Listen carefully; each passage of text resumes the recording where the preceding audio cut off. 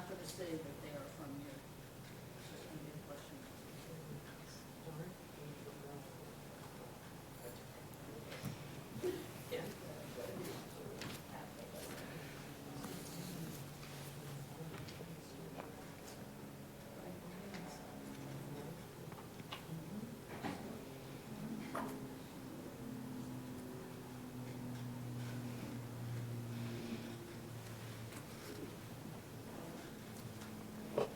I was going to say, we're probably the only ones who had 2 evenings Yeah. of this.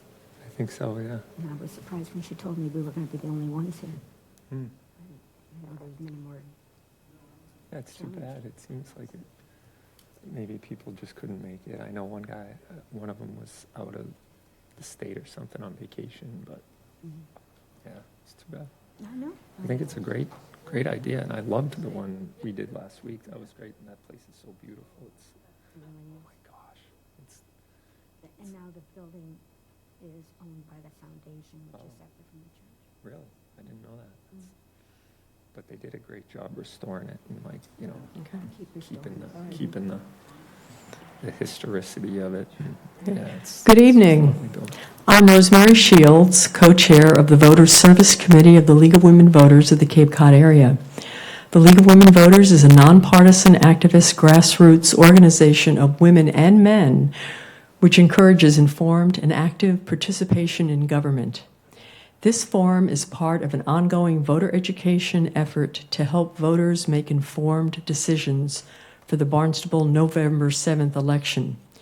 We strongly suggest voters go to the Barnstable Town Hall website, to the town clerk's election information page to find your precinct, your polling place, and a copy of the sample ballot for your precinct. Tonight we have both candidates from Precinct 11, Town Councilor Christine Clark and candidate Toby Leary, who are running for a 4-year term as Town Councilor.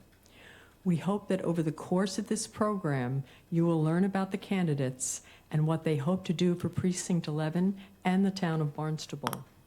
I will now turn the meeting over to our moderator, Mary O'Connor of the League of Women Voters, who resides in Eastham. Thank you, Rosemary. Good evening and welcome to the Candidates Forum.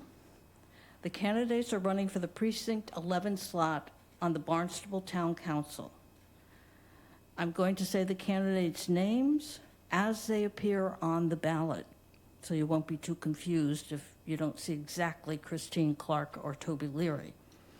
Christine Prisblowicz Clark and Toby W. Leary are our 2 candidates.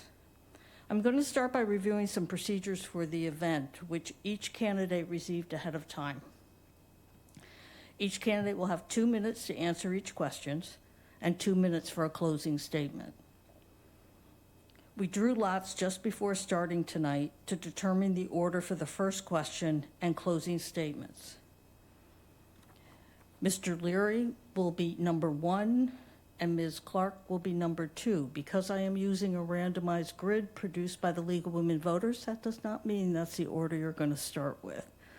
But it does mean that for the questions, we will start with, in fact, Ms. Clark, and then move to Mr. Leary.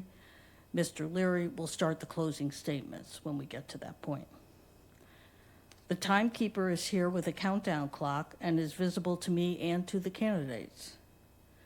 There is also someone here who will raise a 30-second card when there are 30 seconds left to finish answering your question. When the stop card is raised, the candidate may finish his or her sentence. Beyond that, I will say thank you and move on to the next one.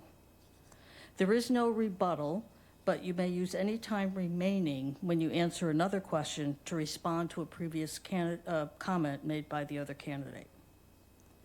Questions have been prepared in advance by the League of Women Voters and are also being gathered from tonight's audience.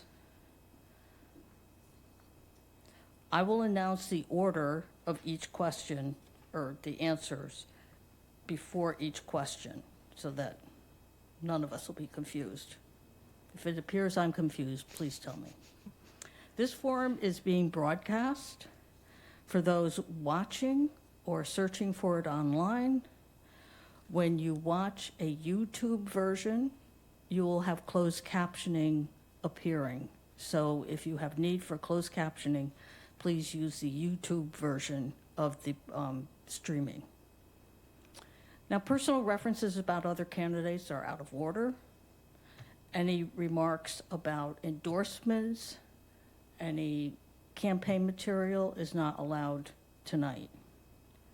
The ground rules for us all are that we should all turn off our cell phones and any wearable electronics. Please treat all candidates fairly. Please remain quiet throughout the forum. No clapping or cheering or calling out, except for those at home. You are welcome to clap for all candidates following their closing statements. No campaign literature or signs are allowed in this room. If you have questions for the candidates, please write them down on the provided index cards. They must be addressed to all candidates and must apply to issues or qualifications for town councilor. Raise your hand if you would like another index card or to have your question collected. Volunteers from the league will review the questions for legibility, for my sake, clarity, and applicability to all candidates. I will pose as many questions as time allows. We might combine similar questions to be sure to cover a variety of topics within our constraints. So now on to the main event. The first question goes to Chris, and it is, what do you consider the biggest challenge facing the town right now? Thank you very much for that question, and thank you all for coming here this evening. The biggest challenge for our town, is that the question? Yes. Not the precinct. Correct. So for the town, I believe that balancing our environmental concerns with our fiscal constraints, to balance preservation of our open spaces and drinking water properties with the demand for housing and increasing the density for housing in some of the areas. I think that maintaining that balance is the most pressing issue, as competition for our limited resources, like our land in the town of Barnstable, becomes increasingly used for stakeholders for various reasons. Thank you. Thank you. Toby. Yes, and thank you very much for everyone who came out tonight. This is a great service that you're providing the town. I believe that the biggest challenge for the town right now is our housing crisis. We have some serious problems to deal with coming up that directly affect those who want to put down roots here and raise a family. And our workforce housing, number one, starter homes, if you will, are becoming almost untouchable in our town. And if we don't get out ahead of this, I think we're going to end up like Nantucket, and we're going to be a destination that only the wealthiest of people can afford to visit. And so there's some great state programs that are available that I'm really interested in spearheading and becoming a leader in the state and leading by example, such as like 40Y is a program that the state has written. It's on the books. The regulations are being rolled out now, which I think is an excellent way of providing starter homes. And if the project is large enough, if it's a minimum of 15 units, then there's also state will kick in to buy down the actual end cost to the person who's trying to acquire the home. And I think starter homes are the engine that really drives the economy to people who are going to spend their money here, shop at our stores, raise their family, and provide jobs for others. So I think that really will satisfy the missing middle, which could fall off the table if we're not careful, and provide a place for our children and our grandchildren to continue to enjoy as we have. So that's really what I'm looking forward to dealing with and tackling as town councilor.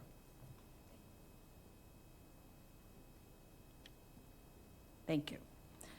The next question, the order is first to Toby and then to Chris. The question is, what issues would you urge the town council to address on behalf of Precinct 11 residents? Yeah, I think there's another side to the housing that besides the two programs that I just talked about.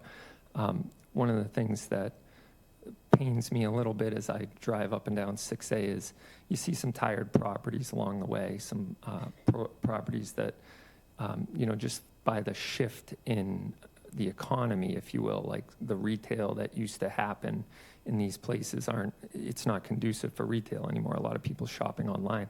I'd like to see some mixed use zoning take place for some of the blighted properties or the unused properties or the properties in distress or the properties that are for sale. Be flexible with the zoning of those so that someone could maybe open an art gallery or open a shop that they want to hawk their wares in, but yet also be able to live there and or provide housing for their workforce.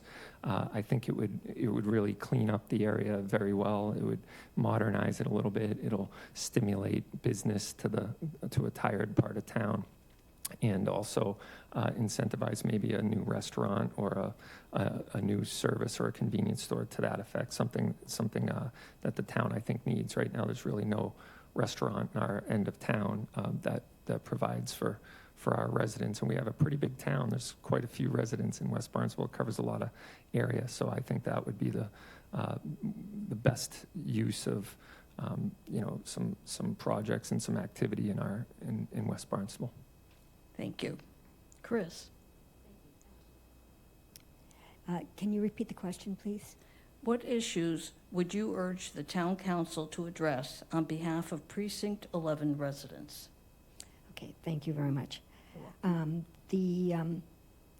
behalf of Precinct 11 in West Barnstable, we have neither municipal water nor sewer lines planned to go in that part of town. So maintaining a pathway for West Barnstable residents to be able to afford either a new drinking water well or an upgraded septic system or improved septic system if one has failed, to bring that issue to the town council for consideration, because on the south side of town, there is a significant investment in the sewer being laid, and properties along that route will be getting a newly paved road as a result of it. So that is one of the issues, along with preservation of our open space for drinking water quality. Those are the primary issues that I represent to the town council from Precinct 11. Thank you. Thank you. The next question will go with Toby first and Chris second.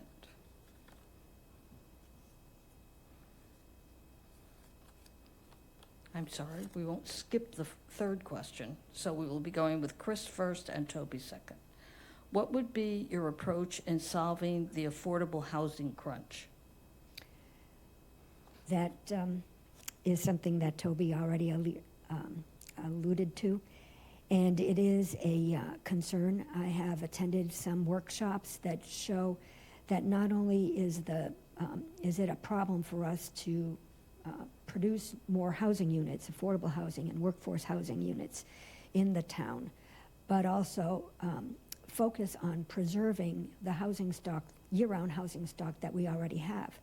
There's been a significant migration of ownership of property from year-round property owners to investor-owned properties. So while the town has made a pointed and focused effort to increase housing stock, and I did support the form-based zoning here in Hyannis that was going to address some of the, bringing in some of the housing options for developers, that trying to preserve year-round properties from becoming investor property would preserve the housing stock we have at the same time while we're creating new housing stock in the town of Barnstable. Thank you. Thank you. And is this question specific to the town of Barnstable or West Barnstable? It does not indicate. Okay. It says, what would be your approach in solving the affordable housing crunch? Mhm. Yeah. Well, I think in a lot of ways, accessory dwelling units, which the town has done a good job of already, is a great way of providing some affordable housing for, workforce and for starter new families, if you will, or even the aging population.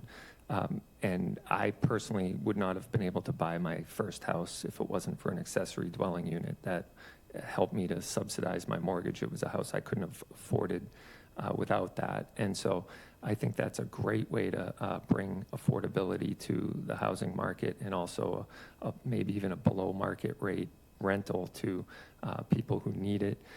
Also, they're eligible, the one I had was a permitted one, so it was eligible for Section 8 housing, so I was able to reach out to somebody in that, to that end at the end of my ownership of that house. But I also think reworking some of the blighted properties in town as well, not just in, as I mentioned about West Barnstable, but getting creative on how to bring housing to our area without putting a shovel in the dirt, I think is a great way to maximize, buildings that are already there. They're already hooked up to the utilities and septic or sewer, and repurposing them for the purpose of housing, I think could go a long way. But there's definitely a need for us to get out in front of that, or else we're going to be in serious trouble. Thank you. Mm-hmm. The next question will go first to Toby and then to Chris. What is one currently untapped opportunity for the town? Yeah, well, I sound like a broken record at this point, but 40Y is written by the state, and the town is kind of in a wait and see on how to, the final regulations. But they've approved the pilot program, so I would really like to see that us take leadership in that as far as the rest of the state is concerned, and get together with the regulators and get out in front and put that to work for us now. Because somebody said in an article that I read, it's time for the state to stop complaining about the housing crisis and start doing something about it. And really, there's great programs on the book, and we can complain about it all we want, but until we start doing something about it, we're going to be in this vicious circle. So I think get out in front of it. I'd love to see the town adopt 40Y and really be the leader for the rest of the state to follow. We could help write the regulations on it, see what works, see what doesn't, and that would be a phenomenal way to do it. That's all information that's available on the state website as well, and National Association of Home Builders has a lot of information on the 40Y program. Thank you. Chris? Thank you very much. I think an untapped opportunity for the town is our volunteers.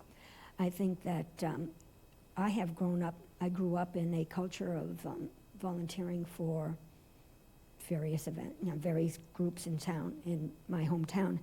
And I think that there could be a great resource out there with many retirees and people who have some time on their hands to be able to give to our community, whether it's through service in the town on town committees and boards and commissions, or social groups like our local Weldon Library and the Historical Commission, Friends of Barnstable Harbor.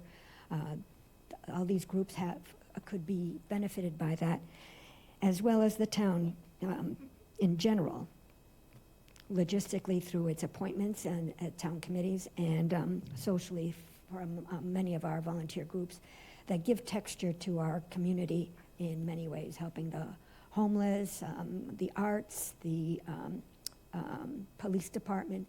So there are very many facets of our volunteer opportunities that I think could accelerate the way our town does business and serves its citizens.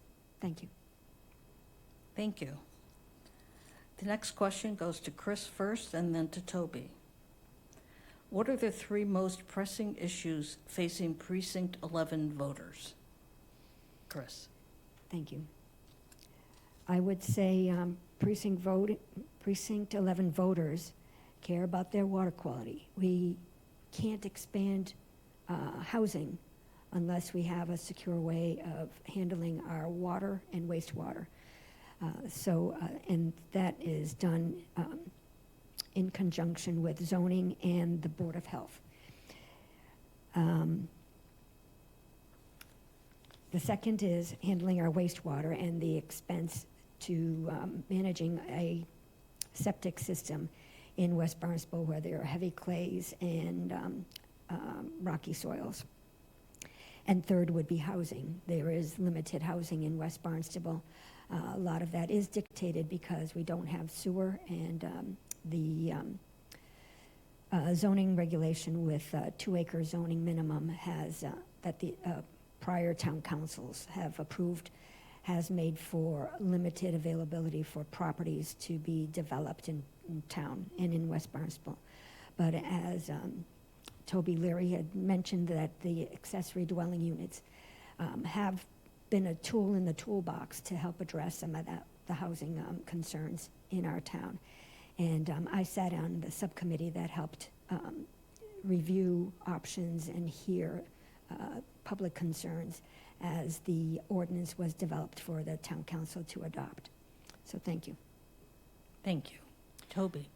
Yeah, I think that the three, well, it's hard to narrow it down to three. I think Barnstable is facing some big city challenges, and we are still very much a small town feel. I feel like we're a small town, even though we're obviously the biggest town on Cape Cod. But the big city challenges that I see here are massive infrastructure projects like sewering and wind farm and, you know, cabling and et cetera. So this infrastructure is something that's going to need to be reassessed and looked at on a year-to-year basis. It's not something we can set it and forget it and let it do its 30-year thing. It's going to be something that we need to keep our hand closely on the tiller and look at efficiencies so that our taxes don't go through the roof.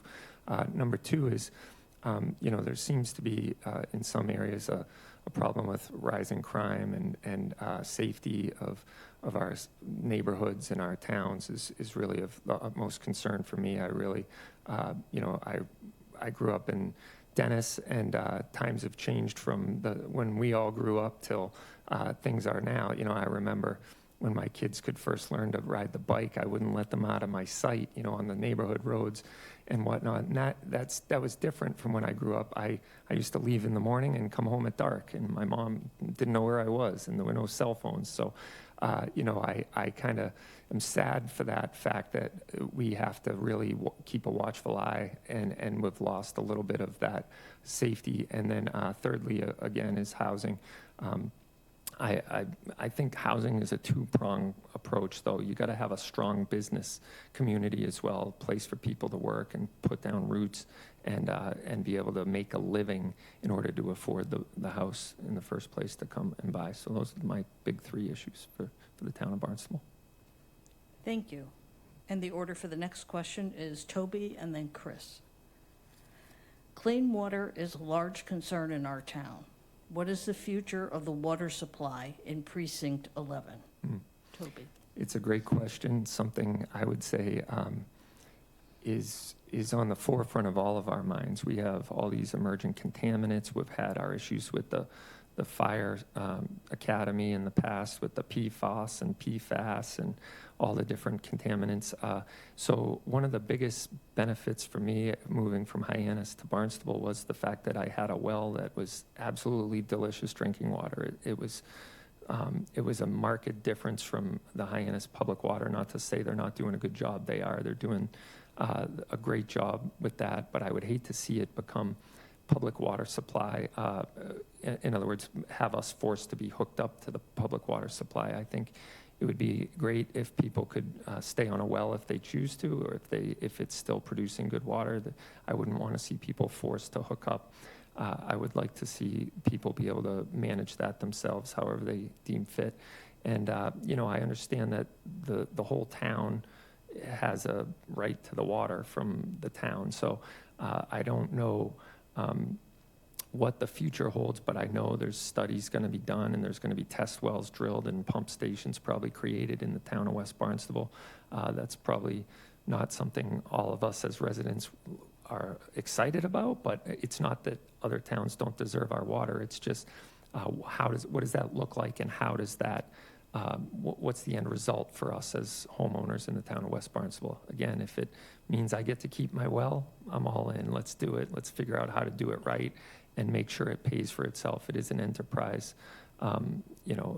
division of our town, so it needs to pay for itself. Thank you. Chris? Thank you. If I understand correctly, what is the water quality in Precinct 11? Clean water is a large concern in our town. What is the future of the water supply in Precinct 11? Thank you. As an elected water commissioner for the village of West Barnstable, or the water district, I have been aware of the town's intention to look for new sources of water, which I think is a responsible thing for the town to do in the big picture. The Department of Environmental Protection has a very rigid and rigorous testing regime before any new sources are brought online. And one of the places that they're looking at is in West Barnstable on town-owned property at the Bridge Creek Conservation Area. I've been paying attention to the situation, and the town has done preliminary drills, has drilled a test well there, and intends to do a follow-up test. But, and with every new source, and I believe that the intention of the town's water supply division, or DPW, is that to guard against any emerging contaminants or PFAS, the spectrum of PFAS chemicals that we're worried about, that the town intends to twin every well with a filtration system that will be able to take care of all those emerging contaminants and filter them out before they get to the residents. But the water quality in West Barnstable, for most of us, is still on wells, and that's how it'll be until this long process of the town will kick in. Thank you. Thank you. Kind of a follow-up question, and this goes to Chris first and then to Toby. Do you think hyenas should come into West Barnstable to drill for water? I've heard that question, and I appreciate that. So water supply that goes to hyenas is owned by the town of Barnstable. It's a town of Barnstable division of the Department of Public Works. And it is an enterprise zone, it has an enterprise fund and is self-sustaining by ratepayers. They have come to us, the town has done this exploratory well drilling, not only in West Barnstable, but also in Barnstable. And as we were told, they're going to where the best water quality and quantity is. I lost track of the question. Do you think hyenas Should take it, come right. into West Barnstable? Understood. So it's not so much hyenas taking it, it's the town of Barnstable drilling on town of Barnstable land for the proposal to bring a new source of water to the town of Barnstable municipal water supply. It does serve hyenas, but those of us in West Barnstable also come to hyenas for not only our schools, restaurants, the hospital uses water that comes from that water supply division, which I have taken a tour of and is very well kept and maintained. So the town has a responsibility to run its water supply division efficiently and within budget. Thank you for that question. Thank you. Toby? You know, it sounds harsh when you pose the question like that, like someone's coming to take what's ours, right? I know that's not the situation, and someone who has had roots in the hyenas and, got some notices to boil our water before you drink it along the way from town water supply. It only happened a few times in the 30-odd years I've lived in the town of Hyannis. But again, I appreciate the water in West Barnstable so much. I also do understand it's probably the best quality of water in the town of Barnstable, and it's very abundant. We live in a sole source aquifer that, we walk around on top of the water we drink, right? We have a natural filter system in our ground, and it replenishes all the time. It's not something we're going to tap and it's going to go away. It's something that is constantly being replenished. And I would say if the town, needs more water, we shouldn't be looking across our village lines and laughing at the people who need the water. We should give them some water, right? It's the most basic human function you can do is bring somebody some water.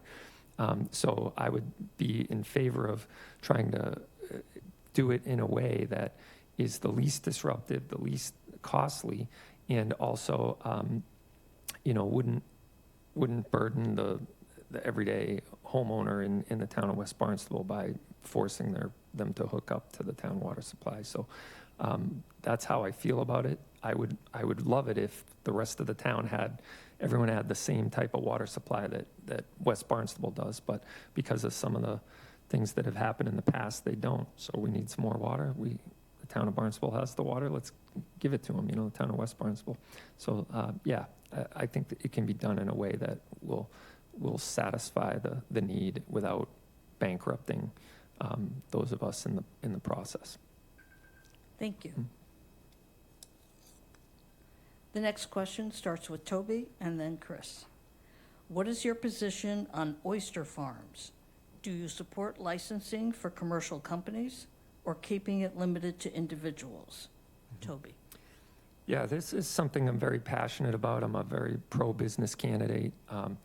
I think that the situation the oyster farmers are facing, like if you back up for a minute and take a 30,000-foot view, this is probably one of the most amazing businesses that we have in our town, because not only is it sustainable, not only is it green, not only does it benefit our waterways, our estuaries, and clean the water along the way, but it is a viable business. It has become the third largest fishing business in the state.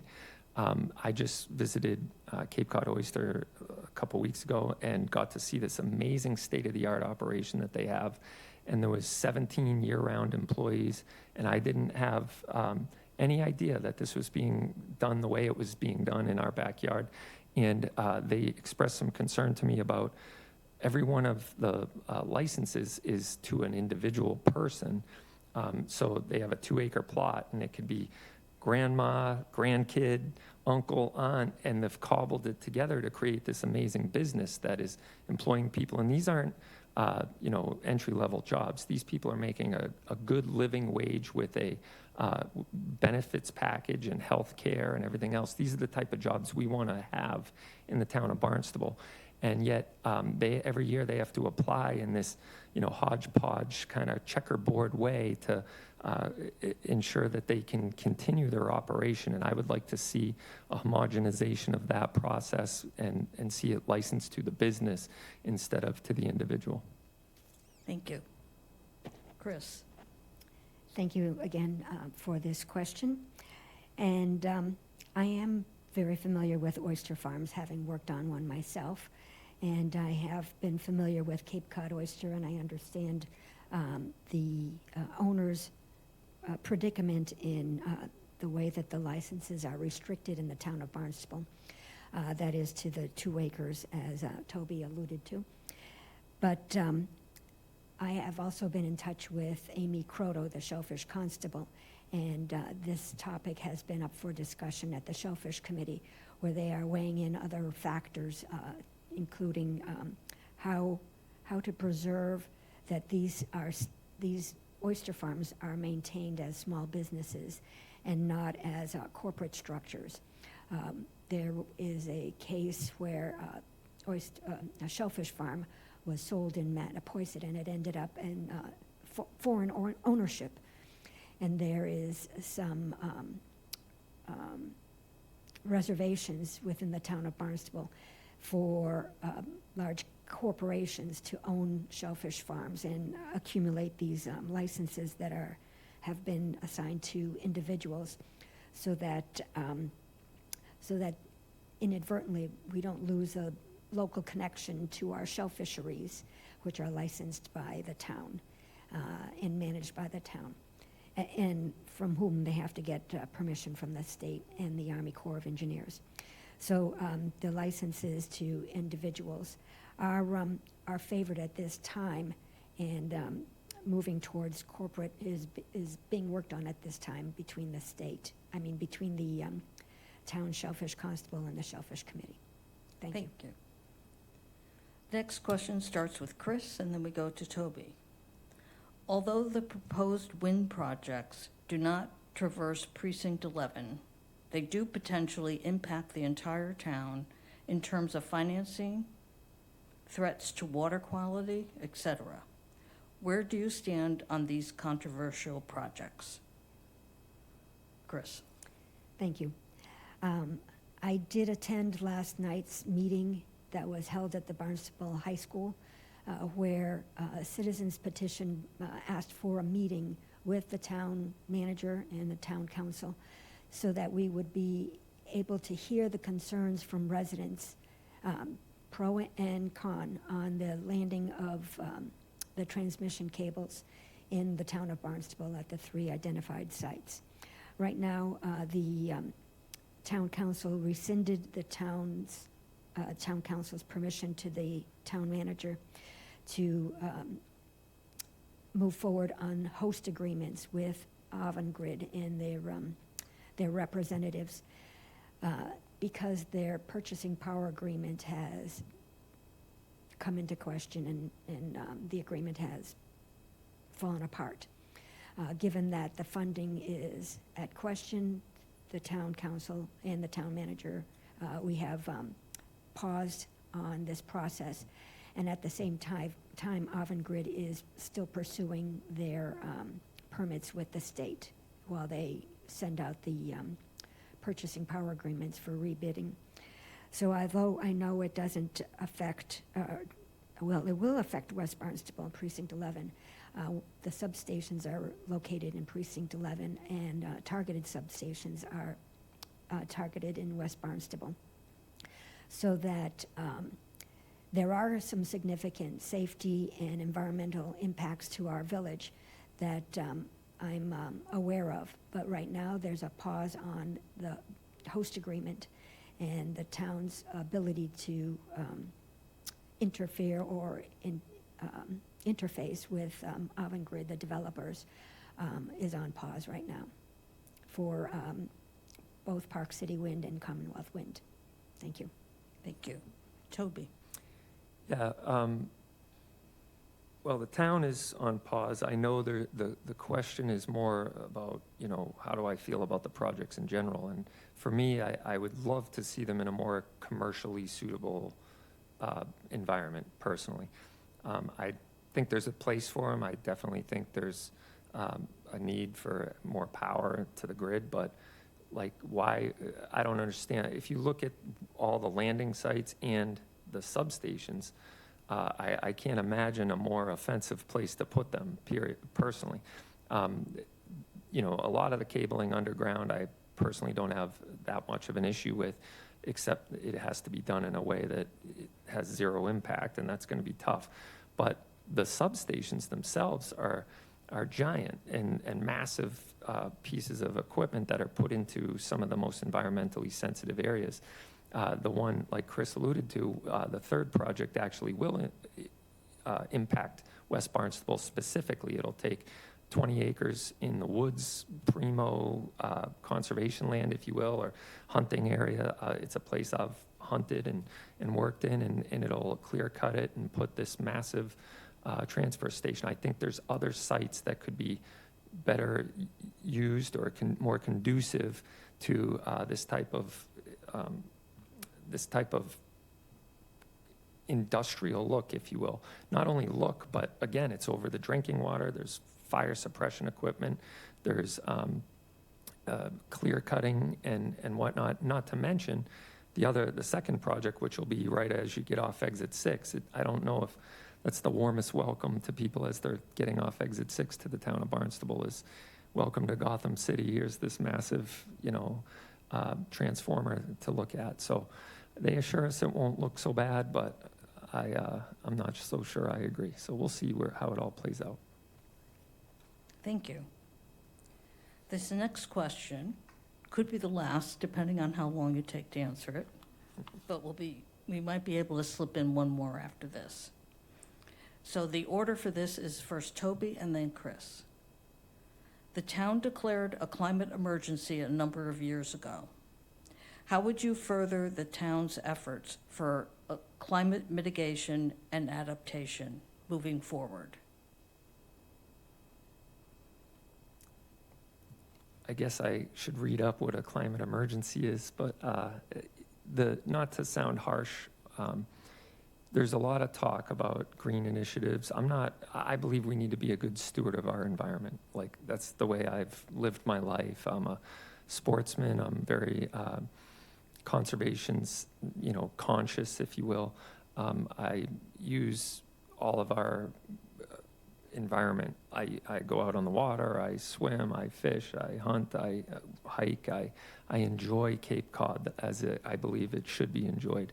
And a lot of the more climate-based initiatives that are proposed a lot of times come at a severe cost to the taxpayer, one of which is this net zero code that is coming down the pipeline at a runaway train. And that is, I feel, going to cost the homeowner and the taxpayer a lot of money to implement. And I don't know that, one of my strong points, if you will, is construction. I've been a builder my entire life, and I know the intricacies. And we build a phenomenal house up here in the Northeast that is done in a way that is sustainable and long-lasting, and also, I believe, environmentally friendly. And to force our hand to continue to move into an area of an all-electric house or something like that, I think is the wrong way to do it. Certainly, we can look at ways of reducing our impact on the environment by being good stewards of it. That I am not opposed to in any way, shape, or form, and I think that technology has helped us move in that direction without mandating it from a government level. I love what Chris said earlier, from a volunteer basis. Who doesn't want to breathe clean air and drink clean water? I think if we can foster that, we'll be able to move the needle in the right direction. Thank you. Chris? Thank you for this question. I do know that we have declared this climate emergency, and I think that Barnstable has been lagging behind the other Cape towns on how they have addressed this. But one action that is taking place at this time, over a period of time, is the very expensive migration of the parking lot and facilities at Sandy Neck away from the ocean edge. It has been at risk for some time with climate change and storm damage, that there is a proposal to move the parking lot in a very sensitive area. So they have this. This is a response the town is making in response to the climate sea level rise and climate crisis. But we also have to have the political will amongst the councilors to bring forward smart and effective changes to our code, so that we can contribute to addressing this climate emergency. We have our number one asset on the Cape, that is Cape Cod Hospital, sitting right on the water. And I know that it is important for us to preserve its integrity there. At the same time, they're building a tower that's taller than the rest of the hospital. So as we look at the hospital intensifying its development of its property, I am aware of the coastline that's at risk for not only our commercial features, but the residential features in our town of Barnstable. Thank you. Thank you. We have now completed the question and answer period. And we will move on to closing statements. You have each 2 minutes, and Chris will do her closing statement first, followed by Toby. Chris. Thank you. So I thank the League of Women Voters for hosting this forum. I appreciate that, contributing to the knowledge base for our voters and the elections in the town of Barnstable. I also thank Toby Leary for running for elective office. It's healthy for our democracy to have these challenged elections, so appreciate you putting yourself out there. 4 years ago, there was community concern with the representation from Precinct 11, so I was motivated to run for office, and I won the election for town councilor from Precinct 11. Having lived in West Barnstable for 40 years, I have invested my time and energy in volunteer service for West Barnstable and throughout the town. From this community service and from building 40 years of local relationships in the village, I know the issues that residents of Precinct 11 care about.